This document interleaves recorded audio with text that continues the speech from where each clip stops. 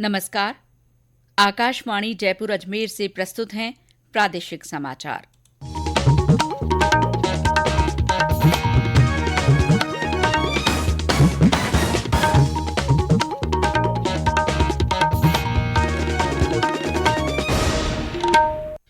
मुख्य समाचार।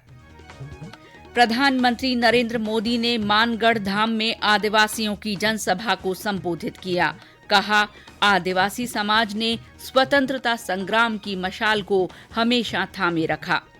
प्रधानमंत्री ने मानगढ़ धाम के विस्तार के लिए राजस्थान, मध्य प्रदेश, गुजरात और महाराष्ट्र सरकार को मिलकर काम करने को कहा। भारतीय रिजर्व बैंक ने थोक बिक्री क्षेत्र में डिजिटल रुपए की पायलट परियोजना शुरू की। मुख्यमंत्री अशोक गहलोत ने पुष्कर मेले का ध्वजारोहण कर शुभारंभ किया। और राज्य में कई स्थानों पर रात का तापमान 13 डिग्री सेल्सियस से नीचे दर्ज।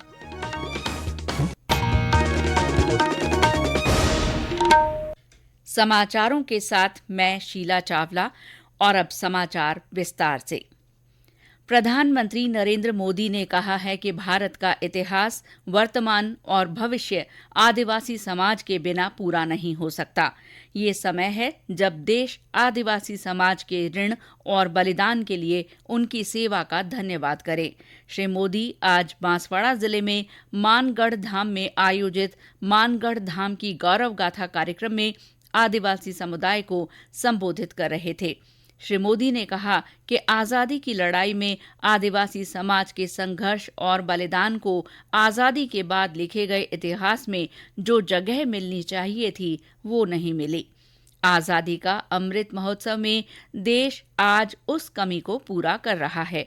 उन्होंने कहा कि आजादी की लड़ाई का पन्ना पन्ना आदिवासी समाज की वीरता से भरा पड़ा है। 1857 की क्रांति से भी पहले विदेशी हुकूमत के खिलाफ आदिवासी समाज ने संग्राम का बिगुल फूंका था।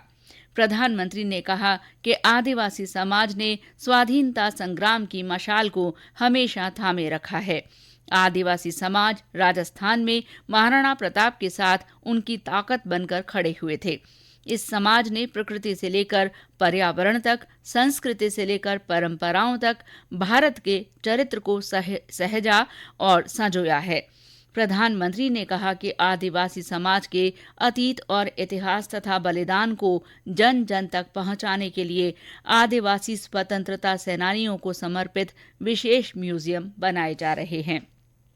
प्रधानमंत्री ने कहा कि 15 नवंबर को जनजातीय गौरव दिवस मनाया जाएगा।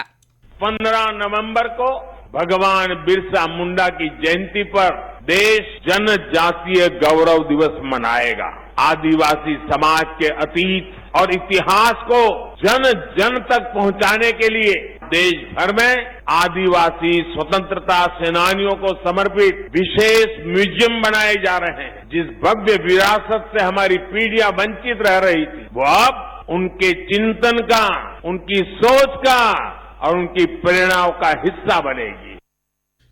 श्री मोदी ने कहा कि मानगढ़ धाम आदिवासी वीर वीरांगनाओं के त्याग, तपस्या और देशभक्ति का प्रतीक है। स्वतंत्रता संग्राम में आदिवासियों का नेतृत्व करने वाले स्वतंत्रता सेनानी गोविंद गुरु को याद करते हुए प्रधानमंत्री ने कहा कि उन्होंने अपना परिवार खो दिया, लेकिन हौसला नहीं खोया। उन्होंने कहा कि गोविंद गुरु न केवल स्वतंत्रता सेनानी थे, बल्कि वे एक संत और समाज सुधारक भी थे। उनका दर्शन और चिंतन आज भी एकता की प्रेरणा देता है। मानगढ़ धाम जनजातीय वीर वीरांगनाओं के तप, त्याग, तपस्या और देशभक्ति का प्रतिबिंब है। ये राजस्थान, गुजरात, मध्य प्रदेश और महाराष्ट्र के लोगों की साझी विरासत है।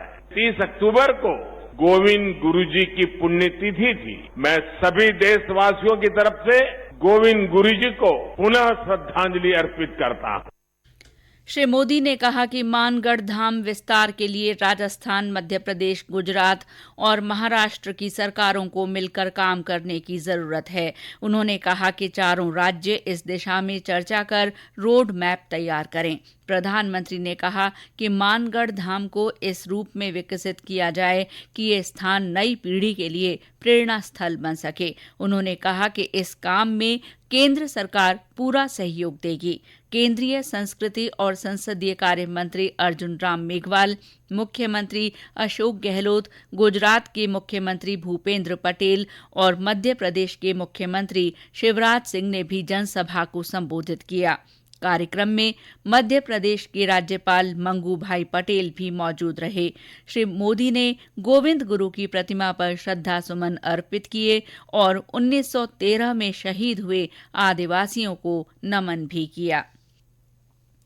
प्रधानमंत्री नरेंद्र मोदी ने गुजरात के पंचमहल जिले में जम्बू घोड़ा में करीब 860 करोड़ रुपए की लागत वाली परियोजनाओं का शिलान्यास किया। इन परियोजनाओं में श्री गोविंद गुरु विश्वविद्यालय के नए हरित प्रशासनिक खंड का उद्घाटन, विश्वविद्यालय के कई शैक्षणिक खंडों और नए भवन की आधारशिला रखा जाना शामिल है। श्री मोदी ने आदिवासी स्वतंत्रता सेनानी राजा रूप सिंह नायक और संत जोलिया परमेश्वर की स्मृति में प्राथमिक स्कूल और स्मारकों का उद्घाटन किया। प्रधानमंत्री ने गोधरा मेडिकल कॉलेज और गोधरा में कौशल विश्वविद्यालय कौशल्य तथा नए केंद्रीय विद्यालय की आधारशिला रखी। प्रधानमंत्री ने गुजरात के मोरबी में झूला पुल दुर्घटना के बारे में संबंधित अधिकारियों के साथ समीक्षा बैठक की। श्री मोदी ने राहत और बचाव कार्यों में जुटी एजेंसियों और कर्मियों से मुलाकात की। इससे पहले श्री मोदी ने घटनास्थल का हवाई सर्वेक्षण के माध्यम से निरीक्षण कर स्थिति का जायजा लिया। श्री मोदी ने अस्पताल में भर्ती घायल लोगों से मुलाकात कर उनका हालचाल पूछा। मोरबी पहुंचने पर झूला पुल दुर्घटना में मारे गए लोगों को उन्होंने श्रद्धांजलि दी। इस दुर्घटना में 134 लोगों की मौत हो गई थी। ये समाचार आकाशवाणी जयपुर अजमेर से प्रसारित किए जा रहे हैं। भारतीय रिजर्व बैंक ने आज थोक बिक्री क्षेत्र में डिजिटल रुपए की पायलट परियोजना शुरू की। रिजर्व बैंक की विज्ञप्ति में कहा गया है कि डिजिटल रुपया सरकारी प्रतिभूतियों में शेयर बाजार लेन देन निपटाने के लिए इस्तेमाल में किया जाएगा। आरबीआई को आशा है कि ये रुपया अंतर बैंक बाजार को और कार्यकुशल बनाएगा और इससे लेन देन लागत में कमी आएगी। रिजर्व बैंक ने बताया कि इस पायलट परियोजना के नतीजों के आधार पर अन्य थोक लेन देन और सीमा पार भुगतान की प्रणाली तैयार की जाएगी। रिजर्व बैंक ने 9 बैंकों भारतीय state bank, bank of Baroda, union bank of India, HDFC, ICICI, Kotak Mahindra, yes bank, IDFC first bank और एचएसबीसी बैंक को इस पायलट परियोजना में भागीदारी के लिए चिन्हित किया है। खुदरा क्षेत्र में डिजिटल रुपए के इस्तेमाल की परियोजना चयनित स्थलों पर 1 महीने के भीतर शुरू की जाएगी। मुख्यमंत्री अशोक गहलोत ने आज शाम अंतर्राष्ट्रीय पुष्कर मेले का ध्वजारोहण कर शुभारंभ किया। इस मौके पर मुख्यमंत्री ने पुष्कर सरोवर पर महाआरती और दीपदान कार्यक्रम में भाग लिया। श्री गहलोत ने मेला मैदान में विकास प्रदर्शनी का उद्घाटन और अवलोकन भी किया। इस बार पुष्कर मेले में लंपी रोग के कारण पशु मेला आयोजित नहीं हो रहा है। 8 नवंबर तक चलने वाले इस मेले में विभिन्न प्रतियोगिताओं और कार्यक्रमों का आयोजन होगा। पुष्कर में ब्रह्मा मंदिर तथा पुष्कर सरोवर को विशेष रूप से सजाया गया है। कोविड के चलते 2 साल बाद इस मेले का आयोजन हो रहा है। ये मेला देशी विदेशी पर्यटकों के लिए विशेष आकर्षण का केंद्र बनता है। राज्य में कई जिलों में न्यूनतम तापमान गिरने से रात के समय ठंड पड़ने लगी है। बीती रात कई स्थानों पर तापमान 13 डिग्री सेल्सियस से नीचे दर्ज किया गया। सीकर में न्यूनतम तापमान 11 डिग्री सेल्सियस, चित्तौड़गढ़ में 11.3, भीलवाड़ा में 16.6, हनुमानगढ़ में 12.9 डिग्री सेल्सियस न्यूनतम तापमान दर्ज हुआ। अलवर, जालौर, बारां, चूरू तथा डबोक में रात का तापमान 15 डिग्री सेल्सियस से नीचे रिकॉर्ड किया गया। दूसरी ओर ज्यादातर स्थानों पर दिन का तापमान 33 से 35 डिग्री सेल्सियस के आसपास बना हुआ है। सर्दी का मौसम शुरू होने के साथ ही हजारों किलोमीटर का सफर तय कर प्रवासी जलीय पक्षियों का बीकानेर आना शुरू हो गया है। ये जलीय प्रवासी पक्षी मुख्यतः मध्य एशिया और यूरोपीय देशों से हजारों किलोमीटर की दूरी तय कर भारत आते हैं। जोड़बीड़ क्षेत्र के आसपास एक झील में वुड सैंड पाइपर प्रजाति के काफी छोटे आकार के जलीय पक्षी बड़ी संख्या में पहुंचे हैं। प्रदेश में आज विभिन्न स्थानों पर गोप अष्टमी का पर्व मनाया गया। इस मौके पर मंदिरों और गौशालाओं में धार्मिक आयोजन हुए और गायों का पूजन कर उन्हें चारा और गुड़ खिलाया गया। भरतपुर में गोप अष्टमी के साथ ही कई जगह अन्नकूट भी मनाया गया। टोंक में घर घर में महिलाओं ने गाय की पूजा की। गांधी गौशाला में विशेष आयोजन हुए। चूरू में गौवंश की शोभा यात्रा निकाली गई और मेला भरा।